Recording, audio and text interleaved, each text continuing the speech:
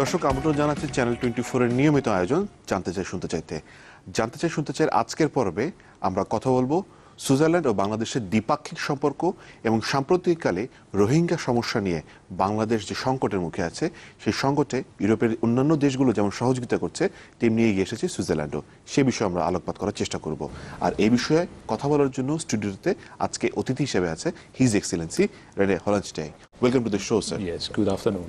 Good afternoon. If I'm not wrong, after this massive exodus, you've been to the Cox's Bazar nearly 2 times. Yeah. 2 times. 2 times. So, I really want to know your experience. So, first time I went mid of September with a delegation organized by the Ministry of Foreign Affairs with the minister. And second time I accompanied the head of humanitarian aid of Switzerland, the head of SDC, Swiss Development Corporation.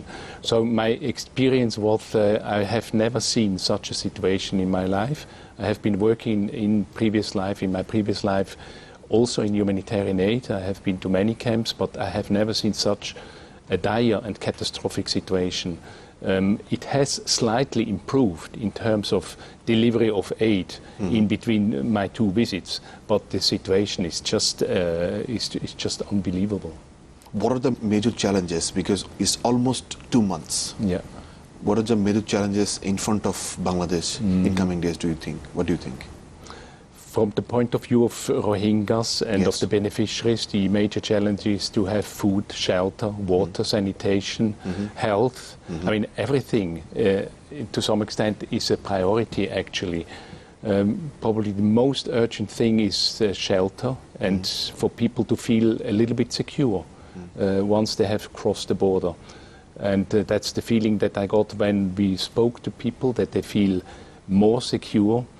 And that's the basic. More secure in Bangladesh. More secure in Bangladesh, and this is the most essential things. But this is not sufficient. I mean, they cannot survive for the next couple of months, and just by feeling more secure, they need also food, shelter, sanitation. So there's an urgent need to scale up the international response, to scale up the response which was provided by the Bangladeshi government, and also to find a political solution finally. And how this political solution can be done? The political solution is not certainly not easy to be found, but I'm really very much encouraged by the fact that both governments, Myanmar and Bangladesh, are talking to each other, that the issue was raised prominently in the UN, and that the international response was very positive. When we look at yesterday's donors conference which took place in Geneva, we have not reached the figure which was pronounced by the humanitarian response plan, but we have collected quite an amount of money. I hope this money will also be channeled. But this money is only for coming 6 months. For the next 6 months only, yes. So politically, the solution is, and Switzerland fully supports the Bangladeshi government in that, politically the solution is return. A safe, dignified return, a voluntary return for Rohingya people to go back to Myanmar. Right.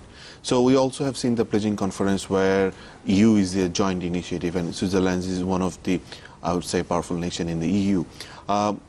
Switzerland also faces some refugee crisis in their country because Europe as a whole community, they are having refugees, but that is different than this one, I believe. And in this particular section, what do you think of the challenges Bangladesh is going to face in terms of shelter or in terms of sending them back safely and voluntarily, and how your country for the long run can help us? It's not easy to find an immediate solution, but as I said, I think return is the best solution which we have. It's probably relocation or integration is not an immediate solution for the Bangladeshi government. So return is the best solution for them. we must find bilaterally, first of all, a solution in between both governments. Switzerland would be ready also to stay, to support this process of reintegration and repatriation. What we have done in other countries, for example, Afghanistan, Pakistan, we have been supporting international conferences. We support return of refugees. I myself, I was in Bosnia-Herzegovina in the early 2000s. And still at that time we were supporting the return of people, not only from Switzerland, but also the return from other countries, from neighboring countries of Bosnia-Herzegovina, refugees who fled the war in Bosnia-Herzegovina at that time, and then we supported international programs. We had our own reconstruction programs for helping people to return. So you also have an experience from Bosnia. That's a great thing to know. But as you have seen that crisis and this crisis, that was a war, and this is sort of pushing people in the name of life threat, and they're coming here. And if I'm not wrong, Switzerland also have embassy in Myanmar, and you also have some aid work there. I'd like to know, do you have a regular contact with them? Are they able to go in the Rakhine state? Can they work or can they move freely? Yeah. They are actually, to my knowledge, not able to work freely in Rakhine State. We have had humanitarian aid programs in Rakhine State, and also in Myanmar we have a development program since a couple of years, since 5 years. And we do have an embassy, so we are in regular touch with them, and of course also through our headquarters in Bern. Right. So I'd like to know more about the experience of yours in Herzegovina, Bosnia-Herzegovina. How difficult was that situation, and how difficult is this situation? Would you like to do any comparison? This situation is unprecedented because of the scale, because of the scope of the refugee influx. I have never seen that, and probably the world has never seen such a situation. In Bosnia-Herzegovina, it was slightly different. There was a war, and we had a lot of refugees also in Switzerland, approximately almost 200,000. And that's a big number. Yeah, and in Europe, and most of them have gone back over time. But the first... How long it took? It took a couple of years. The big wave for people to go back, I don't remember exactly, but a couple of years. But in any case, you cannot compare the situation. You cannot compare. In my last assignment in Kyrgyzstan, there was also a refugee situation from Uzbeks who fled the violence in one of the cities in the south of Kyrgyzstan, and they fled to Uzbekistan, and within a couple of weeks and months, most of these people returned back. So it depends very much on the safety and security of the situation and of the perspectives these people have once they return to their country. Right. And this time in Bangladesh we have seen most of the people who came from Myanmar are children, and after that is the women, especially there are a lot of pregnant women, so they need to have some special care. As you have some experience, what would be your suggestion how they can be well taken care of? Last time I was in Cox's Bazar, we visited programs by one of the NGOs who are taking care of children, and I was impressed by the fact that these children, they are able to overcome the traumatized situation. Right.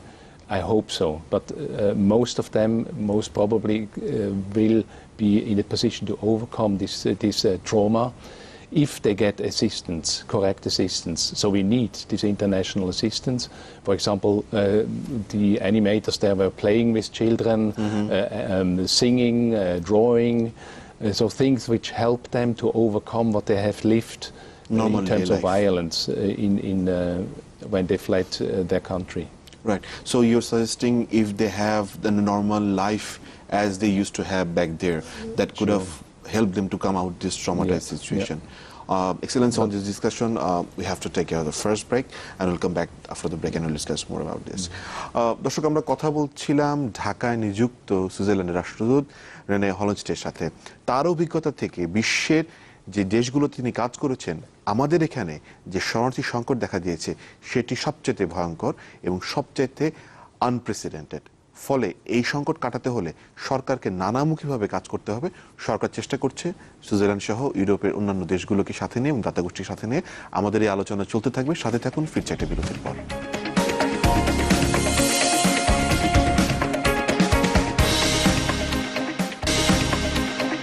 দর্শক, আমন্ত্রণ আরও একবার জানতে চাই, শুনতে চাই। আজকের পর্বে কথা বলছিলাম রোহিঙ্গা ইস্যুতে এবং সুইজারল্যান্ড বাংলাদেশের দ্বিপাক্ষিক সম্পর্ক আমাদের আলোচনার মধ্যে আসবে।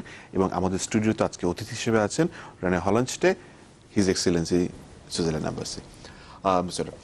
Excellency, I believe Bangladesh is on a right track to handling such huge amount of people, but as a country we don't have this such experience because it's the first time we are having, though this influx crisis started in 1978, but such amount we are having the first time. So in a way Bangladesh is not experienced in experience.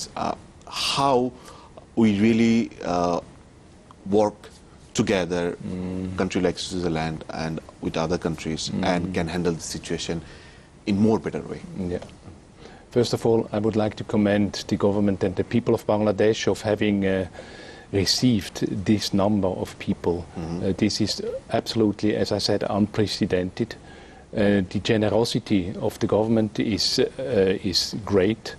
And the generosity also of host communities. I also visited host communities in Cox's Bazar. Did you talk to them?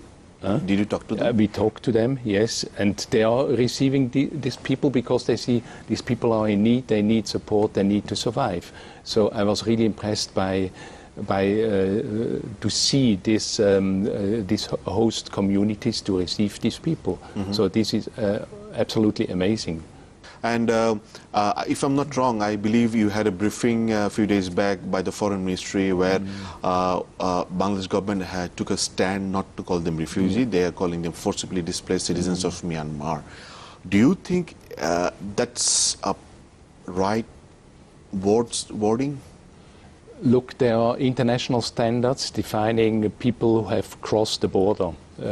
For the UNHCR, and for most of the international and UN organizations, these are refugees.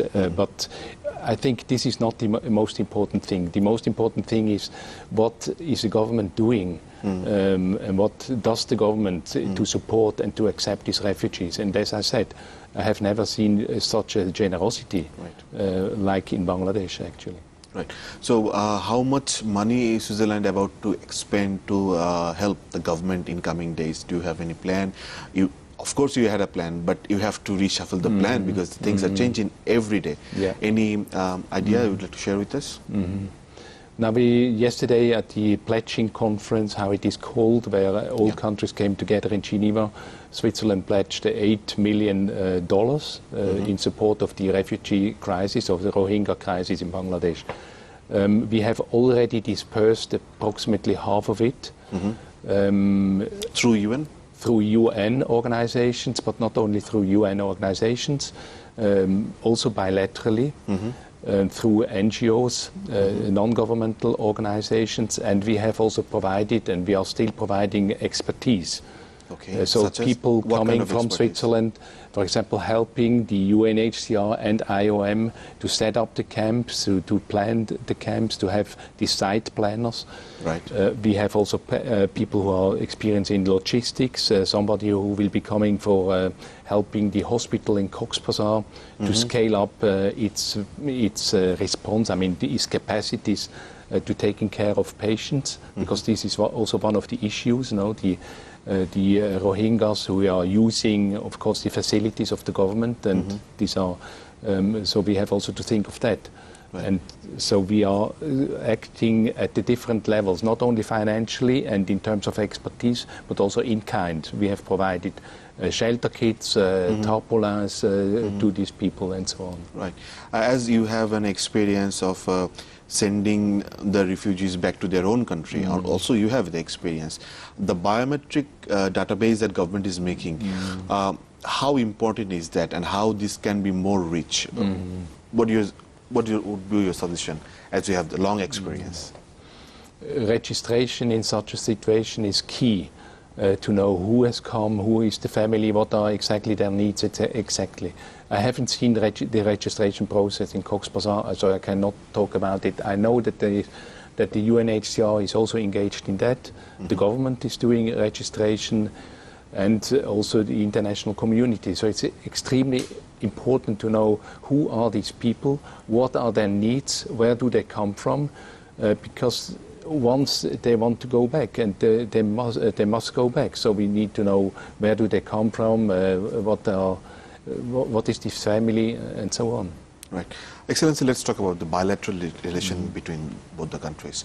How far it's been, and I think the relationship is extremely good. What is the aim to take? How far? Is it up to the sky, or it's even more than that?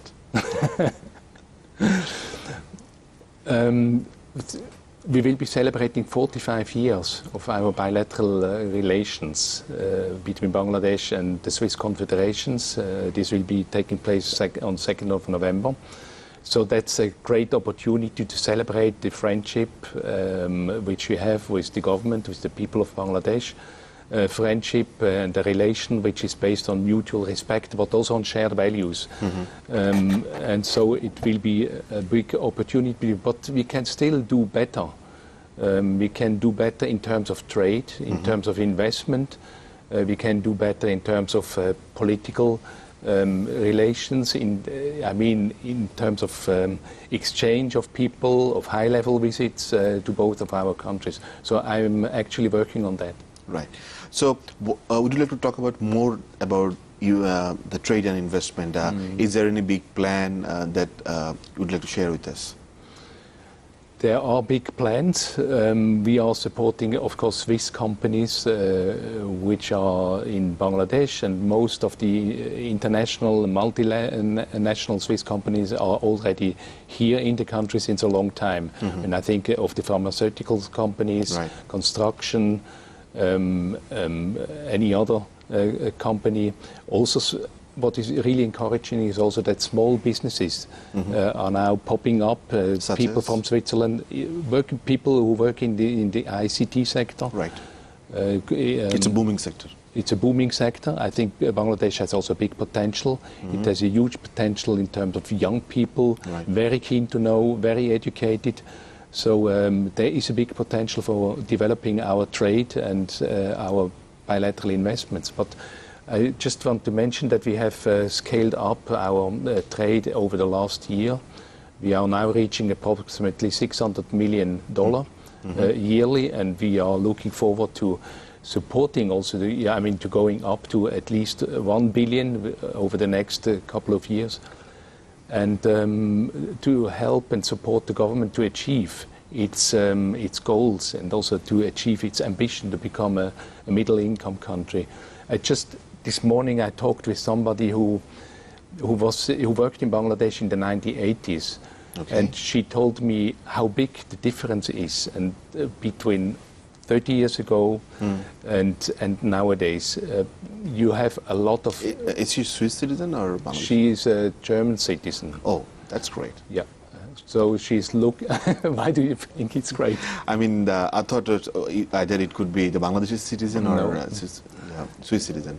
No. So it's somebody else who also watching Bangladesh for a long, long time. I think Bangladesh has made big steps, and people tend to forget probably where your country stood 30 years ago. But when you talk to these people who have had this experience in the 1980s already, it's really interesting to see that they tell me, and they told me that Bangladesh has made such a big progress, not only in terms of combating poverty. I mean, poverty rate has come down, but also in terms of educating its people, of being open to the world, of accepting new ideas, of inventing new things. On that point, Excellency, I have to take another break. দর্শক, আমরা কথা বলছিলাম ঢাকায় নিযুক্ত সুইজারল্যান্ডের রাষ্ট্রদূত, তার সাথে আমরা কথা বলছিলাম কিভাবে দুদেশের মধ্যকার বাণিজ্যকে এগিয়ে নিয়ে যাওয়া যায়।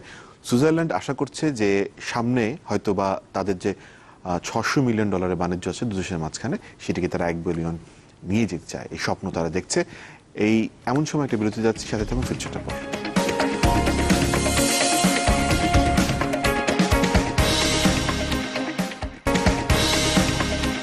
আমন্ত্রণ আরো একবার জানতে চাই শুনতে চাই আজকের পর্বে কথা বলছিলাম সুইজারল্যান্ড বাংলাদেশের bilateral relation. Excellency, once again welcome to the show. As you said before the break that the aim is to reach $1 billion. What are the major sectors you are looking at? Because Bangladesh is good at RMG and there is no doubt about that. Though there are some labor issues still to be solved. But apart from this, we have a promising sector like pharmaceuticals, leather, ICT. What else Switzerland is looking at? Generally, for SMEs, for small and medium enterprises, Bangladesh is certainly not a market which is too close to Switzerland. The sheer distance makes it difficult for small and medium enterprises in Switzerland to invest in Bangladesh. I see potentials, especially for the bigger ones, in the construction domain. If I go around, there's a lot of construction ongoing. I see a lot of potential also in the pharmaceutical, even though Bangladesh has a very prominent also pharmaceutical industry, so we can support it, we can help Bangladesh to become stronger on that market. Right. And also the RMG sector, the big gift we have in terms of money generating. Do you think the RMG sector is on a right track, or it should be, because out of nowhere it has reached the sky, though there are some labor issues. Do you look at these issues? We are looking at these issues, we are following it up. We also have Swiss companies who invest in that sector, especially in machinery, so it's also a promising sector for the country. Right. And do you think the agricultural product can be a good market, can do some good? Probably not for bilateral trade. If it's not in agrochemicals, there I see a potential between Bangladesh and Switzerland. And for Bangladesh, I think the priority, in my view, is to be able to feed its own people, to increase production and good and safe food for everybody. And now, if we look back to 20, 30 years ago, I mean, the production of Bangladesh has increased tremendously. So you have been able, thanks to investments in agriculture, thanks also to skills training, thanks also to farmers' organizations who are managing the farms to increase this potential. Right. Excellency, as Bangladesh is aiming to become a middle-income country within few years, I believe, what are the major challenges is about to come in front of Bangladesh, and how they can be well taken care of? I'm still very new to the country. What I'm here is that people say that what has to be improved are the framework conditions. The framework conditions, that means to have good conditions for international investments, but also to be transparent in the use of investments, and also to have accountability, which means not institutions who are functioning in support of the private sector, in support of the economy, and also to have not a high level of corruption. I mean, not corruption at all would be the best condition for having international investments, but also investments, I mean, from Bangladeshi themselves. Right. Excellency, we're about to end the show, but before in the show, getting back to the Rohingya issues, as we have seen European Parliament, the Vice President Mogherini, she spoke loudly and strongly. Do you think any sort of sanction can be taken if the government of Myanmar really doesn't bother the whole world, and they don't listen to, and they don't keep the promises as the Aung San Suu Kyi spoke on the media in front of the world? My experience with sanctions is that they must be very targeted, otherwise they will fail their objectives. If they are not really targeted, they will affect people. They will affect simple citizens of, in this case, Myanmar, and this could not be the solution. And Switzerland is very reluctant in supporting international sanctions, because we think we have to speak with everybody and to be in the dialogue with everybody. We are a neutral country, so we are a little bit hesitant when it comes to target. I mean, when it comes to sanctions for these two reasons, because if sanctions are just not targeted, they will people themselves will suffer. Right. You were talking about an ideal situation, but it's not an ideal situation there, and people still coming. For Bangladesh to handle this, do you think more challenge to come? Like maybe some diseases can take place in Cox's Bazar as epidemic, and that can be that can give a tough time? This is an issue which is coming up now. I also think the government of Bangladesh has taken the right decision to have a broad vaccination program for these people, because if you have a concentrated population, I mean, the risk of pandemics is big, so you cannot exclude it. You cannot exclude that. But the right decision have been taken, and I hope we will invest also enough money into prevention, actually. Right. As we see a lot of foreign high officials coming from different countries, is there any foreign high officials coming from Switzerland to see the scenario? Because probably you went to Cox's Bazar 2 times, you also reported to your headquarters. So after reading your words, they may feel if they want to come. Anyone is coming like that? Actually, we had a visit 3 weeks ago from our head of humanitarian aid, who is Ambassador Bressler. But on the rest, I'm working on that, actually. Right. Excellency, thank you so much for sharing your thoughts. And I believe the Bangladesh-Switzerland relation will reach the sky. And thank you so much for coming to the show. Thank you. Thank you very much for this talk. দর্শক, আমরা কথা বলছিলাম Switzerland Bangladesh দ্বিপাক্ষিক সম্পর্ক নিয়ে। আমরা কথা বলছিলাম রোহিঙ্গা সংকট সমাধানে কিভাবে এগিয়ে যেতে পারে বাংলাদেশ, সেগুলো নিয়ে। আমরা কথা বলছিলাম ঢাকায় নিযুক্ত সুইজারল্যান্ডের রাষ্ট্রদূত রেনে হলান্ডস্টের সাথে। তিনি দীর্ঘদিন এই হিউম্যানিটেরিয়ান জায়গাগুলোতে কাজ করেছেন পৃথিবীর বিভিন্ন দেশে, এবং তার অভিজ্ঞতা থেকে তিনি বলেছেন যে বাংলাদেশ রোহিঙ্গা সংকট সমাধানে যতটুকু যা করেছে সেটি সত্যি অতুলনীয় এবং প্রশংসযোগ্য। কিন্তু সামনের দিনে অনেক চ্যালেঞ্জ আছে, এবং সেই চ্যালেঞ্জগুলো মোকাবেলায় সুইজারল্যান্ড আমাদের পাশে থাকবে। দেখা হবে জানতে চাই শুনতে চাই আগামী পর্বে।